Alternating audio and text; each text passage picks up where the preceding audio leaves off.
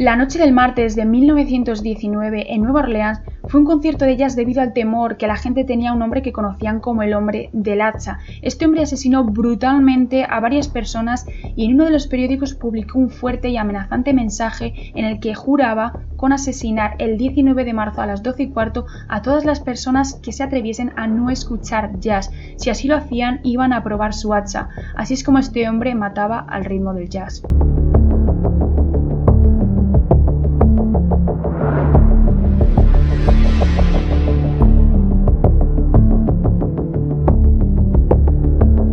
Todo comenzó un año atrás, en mayo de 1918, y estos asesinatos durarían hasta octubre de 1919. No os puedo hablar del asesino, de quién fue el responsable, de cómo era su vida, porque a día de hoy sigue sin saberse quién realizó o quién cometió estos asesinatos. Lo que sí os puedo asegurar es que este hombre sembró el auténtico pánico en Nueva Orleans. El 23 de mayo de 1918 fueron sus primeras víctimas, Joseph Maggio y Catherine, que eran un matrimonio italoamericano que tenían o regentaban una tienda de comestibles. Esta pareja, mientras dormían, fueron atacados en su propia casa. Una de las características que tenía este asesino era que forzaba las cerraduras de las puertas traseras y cortaba el cuello de las víctimas y después huía por el patio trasero. Y esto es lo que hizo con Joseph y Catherine. Entró a su casa forzando la cerradura de la puerta posterior para cortarles el cuello y aplastarles la cabeza con un hacha, huyendo después por el patio trasero y dejando la ropa ensangrentada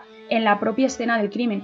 Algo que impactó muchísimo a la policía, al igual que también les impresionó mucho que esta persona que ha entrado en la casa no haya robado absolutamente nada de valor. Al poco tiempo encontraron la navaja con la que se había cometido el homicidio en el patio de uno de los vecinos y resulta que esa navaja pertenecía a un barbero, exactamente pertenecía a Andrew Maggio, quien era el hermano de Joseph Maggio, la víctima a la que el hachero había quitado la vida pocos días antes. Evidentemente, Andrew Maggio se convirtió en el primer sospechoso de la policía, pero poco tiempo después se consiguió descubrir que Andrew no fue el responsable, y menos mal, porque imaginaros los nervios que tenía que tener este pobre hombre sabiendo que no había cometido el homicidio de su hermano y le estaban echando la culpa de haber cometido este homicidio simplemente porque su propia navaja fue la que utilizó el asesino para degollar a su hermano, que por cierto no murió en el instante, murió pocos minutos después. O sea, después de cortarle la garganta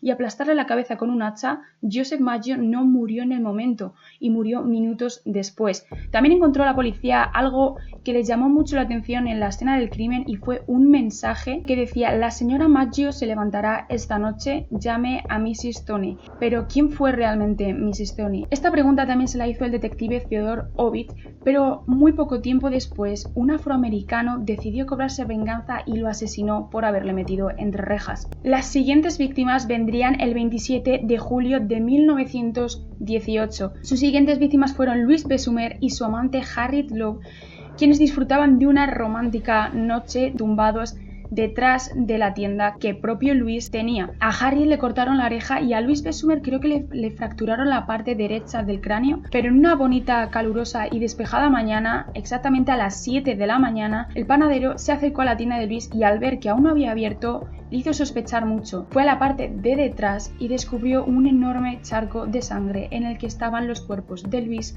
y de Harriet, pero estaban vivos, así que tuvieron la suerte de que les pudieron trasladar al hospital, y una vez llegaron al hospital, Harriet recuperó la conciencia. Cuando recuperó la conciencia testificó diciendo que había visto un hombre afroamericano. Louis aprovechó y dijo que probablemente, o él que creía o estaba muy seguro de que era una persona afroamericana que trabajaba para él en su tienda, pero también descubrió a la policía que esto no era cierto. Harriet, que inmediatamente se había convertido en el centro mediático, cambió varias veces su testificación o sus declaraciones. Incluso llegó a decir o llegó a acusar a Louis de haber sido él quien la había atacado, porque dijo que él era un espía del bando alemán de la Primera Guerra Mundial, que como todos sabéis, la Primera Guerra Mundial terminaría poco tiempo después, el 11 de noviembre de 1918, y dijo que Louis había intentado matarla, evidentemente con un intento de homicidio fallido. Así que Louis estuvo en prisión durante un periodo de tiempo mientras que Harriet falleció. Pero esta acusación en realidad no tenía mucho sentido, porque si realmente Louis fue quien atacó a Harriet,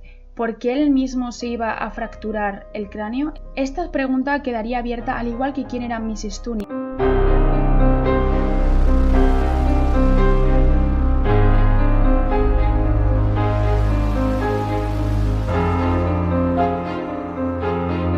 A partir de aquí el caso se volvió muchísimo más serio. No solamente había gente asesinada, sino que también había muchos casos de intento de homicidio que en realidad habían sido un homicidio fallido. La gente empezó a tener muchísimo miedo, escribía a la prensa diciendo que habían encontrado hachas ensangrentadas en su patio, la gente llamaba a la policía, de repente todo el mundo había visto o han visto al hombre del hacha, incluso las familias hacían turnos por la noche para que el asesino no les matase mientras dormían. Pero se llegó a encontrar marcas de cincel en algunas puertas traseras como si el asesino hubiera intentado entrar. Los asesinatos pararon durante un tiempo y la gente pensaba que el asesino se estaba preparando para un golpe final y así lo hizo. En marzo de 1919, este hombre asesinó a un padre y a su hija. Aquí es cuando le empezaron a llamar el espíritu maligno que ha venido del infierno.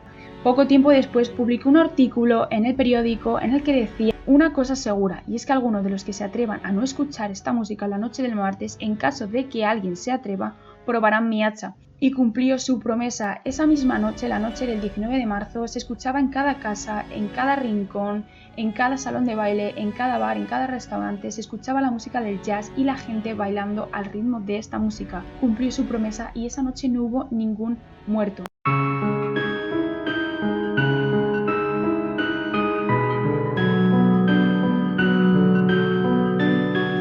A día de hoy no se sabe quién ha sido el responsable de estos asesinatos, pero se pensaba que era una persona racista, ya que el 99% de sus víctimas eran personas de procedencia italoamericana. También se pensó que podía ser alguien de la mafia, ya que una mujer que era esposa de una de las víctimas del hachero, que se llamaba Mike Pipetone, mató a un mafioso que se llamaba Joseph Mumfre y los asesinatos pararon. No volvió a haber ningún asesinato más a partir de aquí. Aún así, no sabemos quién fue exactamente porque algunas de las víctimas que sobrevivieron dicen que este asesino era de raza blanca, otros dicen que es de raza afroamericana. El asesino tampoco seguía un patrón. A día de hoy no se sabe quién cometió los asesinatos y la gran pregunta es ¿quién fue realmente el hombre del hacha?